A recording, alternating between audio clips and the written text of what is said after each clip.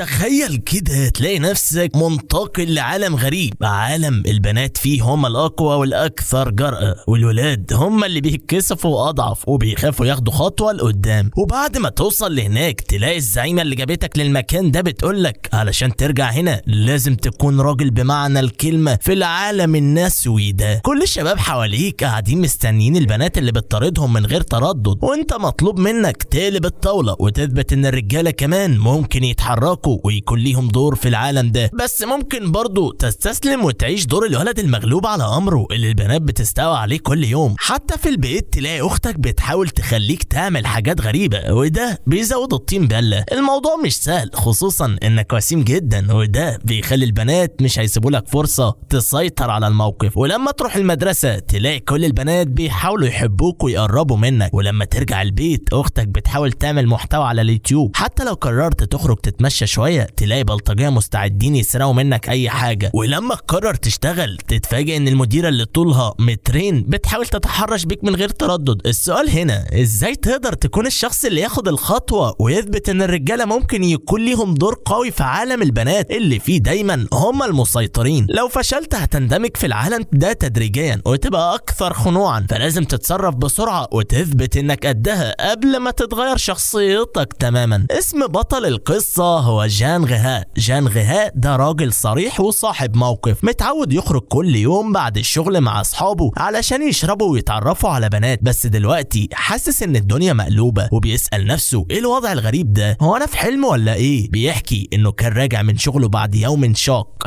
وفجأة الجو اتغير وبقى احمر والمدينة كلها اختفت. صحي لقى نفسه في جسد ولد وسيم وكل ذكرياته موجودة. في اللحظة دي حد بيخبط على بابه وبيكون ده ابوه اللي بيقول له لسه نايم ليه؟ قوم بقى. جان غيها استغرب وبيسأل ابوه ايه ده يا بابا؟ ابوه بيرد عليه وبيقول له مش كنت متفق تروح تتسوق مع لونج؟ لا انا نازل اجيب شوية حاجات علشان عازمين عمتك على العشاء. الواد كان قاعد في حاله وفجأة ابوه دخل عليه وبيقول له بص بقى يالا انت محتاج تهتم بنفسك شوية، تعلم كده ازاي تحط ميك اب من صاحبك، اكيد هو ممكن يعلمك. الواد باصص لابوه وبيبص حواليه بحيرة وبيقول في نفسه ايه اللي انا فيه ده؟ مين ده اللي هيعلمني ميك اب اصلا؟ وهو يعني مين الولد اللي اسمه لونج ده اللي انا دلوقتي بقيت اسمه هاو هاو؟ ايه اللي خلى الدنيا كلها شكلها كيوت كده؟ وابويا بقى عاوزني اعمل ميك اب ليه؟ فجأة تليفون بيرن وصوت عالي بيقول هاو هاو افتح الباب. الواد بيحس انه ممكن يكون اخوه الواد الجدع الطويل اللي عليه تاتوهات وكان دايما بيقول له تعالى نشرب بيره يا معلم. فالواد بسرعه بيشد هدوم الكيوت دي من عليه وبيروح يفتح الباب وهو مستعد يلاقيه، بس لما فتح لقى شاب اشقر واقف قدامه وبيقول له يا بجد بقى يا هاو هاو تقعد وسيم زيي وتسيبني استنى كده؟ طيب لو واحده نيتها وحشه جت هنا مش كان ممكن حاجه وحشه تحصل؟ هاو هاو اتلخبط وقال له فين لونج؟ مش ده اخويا. بس قبل ما يلحق يفهم حاجه ابوه بيطلع من جوه البيت وبينادي على الشاب الاشقر وبيقول له ادخل يا لونج، وبيقعد يبص لابنه وبيقول له بص بقى على اللبس بتاع صاحبك لونج، اتعلم منه ازاي تبقى ستايلش زيه، وبالمناسبه لازم تهتم ببشرتك اكتر من كده شويه. لونج بيشكر الاب على كلامه لكن الاب ما كانش ناوي يبطل وفضل يتكلم عن ازاي البشره بتاعت هاو محتاجه عنايه واهتمام. هنا بقى الواد ما كانش مصدق اللي بيحصل وبيقول في دماغه عنايه بشره وميك اب، هو ده عالم ايه اللي انا فيه ده؟ وفجاه كده بتيجي في دماغه شويه ذكريات من الواد اللي كان عايش في الجسم ده قبله، وهنا بيفهم ان العالم ده مقلوب، كل حاجه فيه معكوسه. من زمان قوي في العالم ده الستات هي اللي بتسيطر وبتحكم والرجاله هم اللي بيقعدوا في البيت ويربوا العيال. الستات اقوى بكتير من الرجاله هنا اللي جسمهم اضعف ومش عندهم القدره ولا التحمل زيهم. الواد بقى مش عارف يخرج من اللي هو فيه ده لكن بيقرر يكمل يومه. بعد شويه هما في الشارع لونج بيقول له يا هاو احنا لازم نروح نعمل مونوكير وكمان نجيب ماسكات للبشره، وفكرت تجيب سبراي فلفل، سمعت ان في عصابات بنات بقت عنيفه اليومين دول. هاو انفجر فيه وقال له بطل بقى الكلام الكيوت ده، عايز ماسك روح اشتري لنفسك، العالم ده مقلوب بجد وانا مش هعيش بالشكل ده. سحب لونج من ايده وجري بيه على مكان بيعمل تاتوهات ودخل عليهم وقال له يا معلم عاوز تاتو تنين ازرق او كده، تاتوهات المافيا الصينيين بقى. لكن البنات اللي هناك مسكوه قالوا له ايه يا عم التاتوهات للستات هنا، انت مش المفروض تعمل كده الا لو انت سيء النيه. الواد قلع التيشيرت وقال له مش هسمع كلام البنات عن اني مش مؤهل للتاتوهات. البنات بقى اتصدموا بس هو مصمم وبيقول لهم عاوز تنين ازرق فينيكس ونمر ابيض. لونج بقى عمال يصرخ وبيقول له كفايه يا راجل انت بقيت فاضحنا. رجع البيت بقى وحاسس ان اليوم كان جايب اخره معاه ولحد ما ظهر له حد تاني اللي طلعت اكتر حد جاذبيه ممكن تتخيله في شكل شكل اختها وقريبه. هو اول ما شافها دخل الاوضه بتاعتها من غير تفكير، لكن بسرعه خرج تاني وهو مكسوف. في العشاء ابوه بيقول له ما قلتلكش خالتك وبنتها كين هيجوا يقعدوا عندنا شويه؟ هنا الواد فهم الوضع، ابوه هيتجوز تاني وعشان كده البنت دي هتبقى في البيت معاه. رجع اوضته بقى وهو مطحون وتعبان لان الجسم ده فعلا ضعيف، والواد اللي كان عايش فيه قبل كده ما كانش بيعمل اي تمارين. قعد يتخيل نفسه بقى بالمكياج واللبس الكيوت ده وبيقول يعني كده حتى التاتو ما عرفتش اعمله النهارده. في البدايه في اخ كبير اسمه جان ها، واللي في يوم من الايام بيلاقي نفسه في موقف غريب. فكر في نفسه وقال هل لازم اتصرف كاني بنت علشان اعيش في العالم ده؟ وقام رامي دبدوب في الارض وقال مستحيل، وده لان الدنيا كلها مقلوبه. فجاه الدبدوب ده بقى اصغر حاجه في الغرفه قدام كورتين ضخمتين. جان ها مش فاهم اللي بيحصل، لكن اخته دخلت عليه وقامت تدفعه من غير ما تتردد ولا لحظه. المسكين جان ها انت سكرانه ولا ايه؟ لكن هي كانت قريبه منه بشكل غريب وبدات تحضنه وتقول له ازاي فاتني الوقت ده؟ مش فاكرني؟ هو اتوتر ولا انت عندك مشكله؟ وفعلا كان بيشعر ان وشه بقى احمر زي ما يكون مريض. هي شافته وقالت له انت حرارتك عاليه، عاوزني اساعدك؟ هو كان لسه مش فاهم، ولكن بعد شويه كان واقف قدام موقف اصعب. بعدها في ليله تانية جانها بيصحى من نومه والعيون بتاعته لسه نصها مفتوح، لكن فجاه بيشوف مخلوق غريب قدامه وكان مستعد يهاجمه. اتخض وقال ايه ده؟ مين انت؟ هي ردت عليه وقالت انت مش فاكرني؟ انا الجنيه اللي جبتك للعالم ده. وقتها جانها اتذكر اللحظه اللي كانت فيها القمر احمر في السماء وحس بنفس الاحساس الغريب وقال لها انت دي كانت انت اللي جبتني هنا، انا ما كنتش عايز اكون هنا. الجنيه قالت له انا زعيمه القمر الاحمر، ومش انت اللي كنت دايما بتتكلم عن انك لسه عذراء؟ في العالم ده في بنات كتير هيتمنوا يشوفوك، لكن لو ما عرفتش تتكيف مع العالم ده هتعيش هنا. جانها رد وقال ايه ده؟ يعني هتبقى الفتى المأساوي؟ لكنها اجابته وقالت له ممكن، ولكن هل ده شيء وحش؟ وبعد ما اختفت قالت له خليك في العالم ده وهتنبسط كل يوم زي ما انت عايز. في اليوم التاني جانها صحي وظن ان ده كان حلم غريب، لكن لما بص حواليه اكتشف ان ده مش حلم. فكر انه محتاج يفهم اكتر عن العالم ده، وبعد ما قرأ شويه صحف اكتشف ان حتى الجرائم اتقلبت، وكان في قصص عن شباب اتسجنوا علشان رفضوا يتجوزوا بنات غنيه، والجرائم كانت مقلوبه. وقبل ما يعيط يعني الدنيا هنا مقلوبه فعلا بالشكل فظيع. اصلا هو كان بيعتقد ان القمر ده مجرد صدفه، لكن فكر يا ترى انه يقدر يرجع للعالم بتاعه، وفكر كمان في الطريقه اللي جابته للعالم ده وهو مكسوف انه مش قادر يرجع لبيته. في وسط التفكير ده فجاه سمعت صوته وقالت له انت صحيت، وكانت اخته تاني وقالت له اختك عامله فطار ليك. هو فكر وقال الموضوع ده مش وحش زي ما كنت فاكر. وبعد ما راح للمدرسه وهو في طريقه للبيت لقى نفسه مش قادر يتقبل شكله. فكر وقال مش ممكن شكلي لسه بنوتي قوي، وقرر يتعامل مع الحياه دي. بعد شويه لخبطه النهارده كان هيكون اول يوم ليه في المدرسه في العالم ده، وكل يوم بيعدي بقى اكتر متاعب وتحديات. واثناء الطريق وهو رايح المدرسه شاف صاحبه لونغ لونغ اللي كان دايما بيجيب له ادوات تجميل جديده، وقال له بص على احمر الشفاه ده شكله حلو ولا لا؟ جانها رد وقال له ابتعد عني يا راجل، لكن لونغ لونغ سحبه وقال له بص هناك في بنت كانت بتبص علينا. جانها اتفاجئ وقال له انت خايف من بنت زي دي؟ ما هي ملهاش لازمه. بس لونغ كان قلقان وقال له اوعى تخليها تشوفنا علشان الدنيا هنا هتتغير اكتر لو اتبعت افكارنا دي. الولد ده اسمه جان غاو بيعيش في عالم مختلف تماما عن اللي كان عايش فيه قبل كده. كان في مكان عادي ما فيهوش اي حاجه مميزه وعايش حياه تقليديه. دلوقتي بقى في مكان مختلف تماما، والمكان ده مش بس ناس اقوياء لكن كمان الستات فيه اقوى بكتير من الرجال. هو لسه مش قادر يصدق ده كله، وده كان سبب في شعوره بالعجز. النهارده بيحاول يثبت نفسه قدام بنت في الفصل، وكان في واحده من البنات بتساله لو ممكن يفتح لها ازازه ميه. هو بص عليها وقال في نفسه ازاي انا مش قادر افتح الازازه دي؟ ده مستحيل. حاول بجد يفتحها لكن الازازه كانت عنيده لدرجه انه خلاص تعب وايده بقت توجعه. وفي الاخر البنت فتحتها بمنتهى السهوله وقالت له ولا يهمك ده كان سهل، وده خلاه يشعر انه فشل. والبنات التانيين ابتدوا يلفوا حواليه ويسالوه ازاي مش قادر تفتحها؟ احنا نقدر نساعدك. هو بقى قاعد في مكانه حاسس انه ضعيف وعاجز، وكل ده خلاه يفكر في نفسه ويقول ازاي انا مش قادر اعمل حاجه بسيطه زي كده؟ انا مش راجل. اللي حصل بعد كده انه كان ماشي في الممر في المدرسه ولقى البنات بيبصوا عليه ويشتموا في شكله وفي جسمه، وازاي بشرته ناعمه كده، ازاي جسمه كده مش طبيعي، انا نفسي اضغط عليه واشوف شكله اكتر. كان نفسه يقول ده تحرش، لكن فكر وقال لنفسه لا ده مش هيحصل، انا لازم اغير جسمي وابقى اقوى، لازم اتمرن واقوي نفسي. فدور على مكان يتدرب فيه ولا اكتر من مكان، لكن فكر في نفسه وقال ده مش كفايه، لازم ابقى اقوى من جوايا، لازم يبقى عندي عقليه الراجل الحقيقي. وفي اللحظه دي كان في زميلته يان يوان جات له فجاه وقالت له انت مش مشغول؟ هو شافها واقفه قدامه وقال لها ازاي ظهرتي كده؟ كنت جايه زي النينجا. هي اعتذرت وقالت له انا كنت بنده عليك بس ما كنتش لاقياك. بعدين قربت منه بسرعه وقالت له انت مش بتعمل حاجه غلط صح؟ فهو لا مفيش حاجه غلط، انا تقليدي سيدي مش هسمح للستات يقتربوا مني في العلن. بس هي كانت سريعة، مسكت ايده وقالت له ايدك ناعمة جدا.